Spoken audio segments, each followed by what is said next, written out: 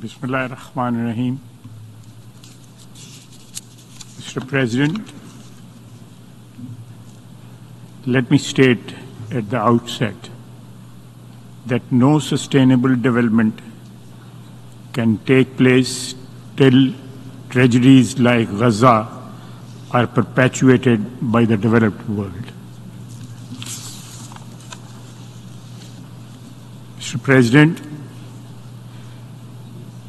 the adoption of Pact of the Future is an expression of our collective determination to respond to the global challenges of security and development that threaten the present and future generations.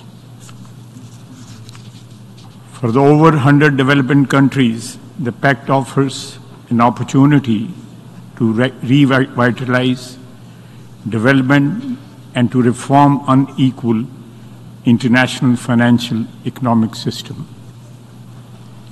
The Pact will be transformative only if we translate the commitments undertaken into concrete actions.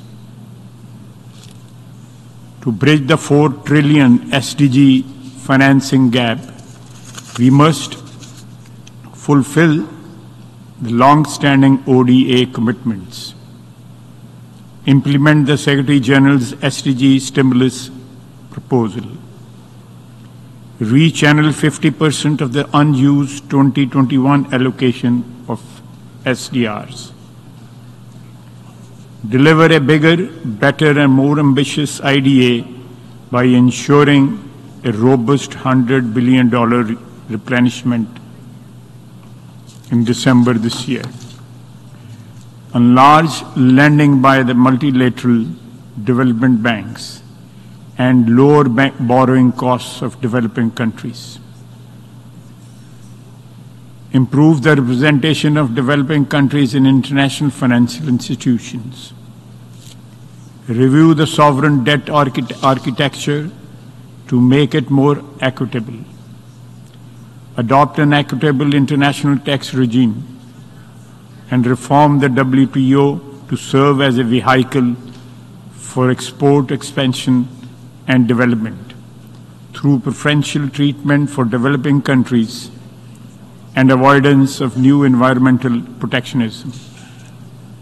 The UN, by virtue of its universal membership and mandate, remains an indispensable platform to propel and monitor implementation of these commitments.